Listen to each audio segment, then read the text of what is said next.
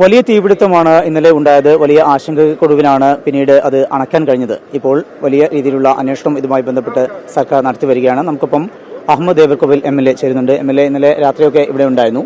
അപ്പോൾ ഏത് വിധത്തിലുള്ള അന്വേഷണമാണ് സർക്കാർ നടത്തുന്നത്? ഒപ്പം തന്നെ ഇതുമായി ബന്ധപ്പെട്ടുള്ള വീഴ്ചകൾ ഈ കെട്ടിടത്തിന്റെ മുകളിലേക്ക് അനധികൃതമായി നിർമ്മിച്ചു എന്നുള്ള ഒരു ആക്ഷേപമൊക്കെ ഉയരുന്നുണ്ട്. ഈ ബിൽഡിംഗ് വളരെ പഴക്കം ചെന്നൊരു ബിൽഡിംഗാണ്. ദീർഘകാലമായി തന്നെ ഇതിന്റെ മുകളിൽ ഇതുപോലെയുള്ള അറ്റാച്ച്മെന്റ് വർക്കുകൾ നടന്നിട്ടുണ്ട്. അത് വ്യക്തമായും എങ്ങനെ വന്നതിനെ കുറിച്ച് നമ്മൾ പഠിക്കേണ്ടതായിട്ടുണ്ട്. നമുക്കറിയാം, മിഠായത്തിലുണ്ടായ വലിയ തീപിടുത്തത്തിന്റെ അടിസ്ഥാനത്തിൽ നമ്മൾ കൂടുതൽ കർക്കശമായി അത്തരം കാര്യങ്ങളൊക്കെ പരിശോധിക്കണം എന്ന് തീരുമാനിച്ചതാണ്. ആ രീതിയിൽ തന്നെ ഫയർ ആൻഡ് സേഫ്റ്റി സംവിധാനത്തോടു കൂടിയുള്ള ബിൽഡിങ്ങുകളെ പുതുതായി വരേണ്ടതുള്ളൂ എന്നൊരു നിലപാട് സ്വീകരിച്ചതാണ്. പക്ഷേ ഇത് വളരെ പഴക്കം ചെന്ന ബിൽഡിംഗ് ആയതുകൊണ്ട് തന്നെ ആരുടെയും ശ്രദ്ധയിൽപ്പെട്ടിട്ടില്ല. ഗ്രൗണ്ട് ഫ്ലോർ മാത്രമാണ് കോൺക്രീറ്റ് ചെയ്തിട്ടുള്ളത്, മറ്റൊക്കെ പിന്നീട് ടെമ്പററിയായി ചെയ്തിട്ടുള്ളതായിട്ട് കാണുന്നത്. അതോടൊപ്പം തന്നെ അത് വലിയ തകര ഷീറ്റുകൾ വെച്ചുകൊണ്ട് മറച്ചതുകൊണ്ട് ഈ ഫയർ പ്രോബ്ലം ഉണ്ടായപ്പോൾ പെട്ടെന്ന് വെള്ളം എത്തിക്കാൻ കഴിയാത്തൊരു സാഹചര്യം കൂടി ഉണ്ടായിട്ടുണ്ട്. അപ്പോൾ അത് തുടർന്നുള്ള പരിശോധനയിൽ ഇപ്പോൾ ഒന്ന് ഇത് എങ്ങനെയാണ് ഈ തീപിടുത്തം ഉണ്ടായത് എന്ന് പരിശോധിക്കേണ്ടതുണ്ട്. രാവിലെ KSEB വിഭാഗം പരിശോധന നടത്തി കഴിഞ്ഞിട്ടുണ്ട്. അവരുടെ ഇലക്ട്രിക്കൽ വിഭാഗം ഇപ്പോൾ എത്തും എന്ന് മനസ്സിലാക്കുന്നു.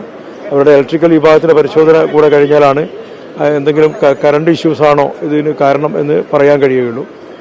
ഇന്നലെ ഞായറാഴ്ച ആയതുകൊണ്ട് നമ്മുടെ ഭാഗ്യം കൊണ്ട് ജീവൻ അപകടമില്ലാതെ രക്ഷപ്പെടുത്താൻ സാധിച്ചു. കാരണം അല്ലാത്ത ദിവസങ്ങളിൽ വലിയ തിരക്ക് അനുഭവപ്പെടുന്ന ബസ് സ്റ്റാൻഡാണ്.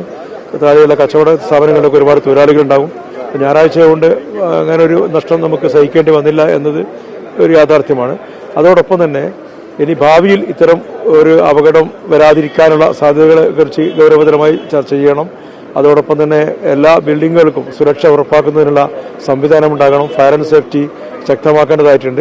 ആ രീതിയിലുള്ള ചർച്ചകൾ നടത്തി മുന്നോട്ട് കൊണ്ടുപോയി ഭാവി സുരക്ഷിതമാക്കാനുള്ള ഏർപ്പാടുകൾ ചെയ്യാൻ കഴിയും എന്നാണ് മനസ്സിലാക്കുന്നത്. 8 കോടിയോളം രൂപയുടെ നാശനഷ്ടം കാലിക്കറ്റ് ടെക്സ്റ്റൈൽസിന് മാത്രം ഉണ്ടായിട്ടുണ്ട്. അതുപോലെ തന്നെ മറ്റ് വാഹനങ്ങൾ ഉൾപ്പെടെ കത്തിയിട്ടുണ്ട്. മറ്റ് കടകളൊക്കെ വിധത്തിലാണ് തീപിടുത്തം ഉണ്ടായിരിക്കുന്നത്. സ്വാഭാവികമായും വലിയ രീതിയിൽ ഗോഡൌൺ പോലെ ഉപയോഗപ്പെടുത്തിയാണ് ഇതിന്റെ മുകൾ ഭാഗത്ത് ചെയ്തിട്ടുള്ളത്. ടെക്സ്റ്റൈൽസുകാരായാലും ഇപ്പോൾ PRC മെഡിക്കൽസിന്റെ തന്നെ കുറേ ഏറെ മരുന്നുകൾ കത്തി നശിച്ചിട്ടുണ്ട്. മറ്റ് പലതും ഹോൾസെയിൽ വിഭാഗം, പ്രത്യേകിച്ച് സ്കൂൾ യൂണിഫോമുകൾ കുട്ടികളുടെ സീസൺ ആയതുകൊണ്ട് വലിയ രീതിയിൽ സ്റ്റോക്ക് ചെയ്യപ്പെട്ടിട്ടുണ്ട്. അതൊക്കെ കത്തി നശിച്ചിട്ടുണ്ട്. കോടിക്കണക്കിന് രൂപയുടെ നഷ്ടം ഓരോ വ്യവസായിക്കും വന്നു കാണും. അതിപ്പോൾ ഇൻഷുറൻസ് ഉള്ളവർക്ക് അത് ലഭ്യമാകും. എല്ലാവർക്കും ഇൻഷുറൻസ് ഉണ്ടെന്ന് പറയാൻ കഴിയില്ല. അപ്പോൾ ആ രീതിയിലുള്ള അന്വേഷണങ്ങളും പഠനങ്ങളും ഒക്കെ ഇന്ന് പൂർത്തിയായ ശേഷം അക്കാര്യത്തിൽ നമുക്ക് കൂടുതൽ കണക്കെടുപ്പ് നടത്താൻ കഴിയുകയുള്ളൂ. കെട്ടിടത്തിന്റെ നിർമ്മാണത്തിൽ ചില കടന്നുകയറ്റം ഉണ്ടായിട്ടുണ്ട്. സർക്കാരിന്റെ അതുപോലെ കോർപ്പറേഷനിൽ നിന്നും അനുമതി കൂടാതെ തന്നെ മുകൾ ഭാഗത്തേക്ക് കെട്ടിയെടുത്തിട്ടുണ്ട്. ആ ഭാഗത്താണ് തീപിടുത്തം ഉണ്ടായത്. ഏതായാലും ആ വിഷയങ്ങൾ ഉൾപ്പെടെ വിശദമായി പരിശോധിക്കും എന്ന കാര്യമാണ് MLA വ്യക്തമാക്കുന്നത്. മുനീഫ് തിരൂരിനൊപ്പം കോഴിക്കോട് നിന്ന് സമീസ് മുഹമ്മദ്, 24.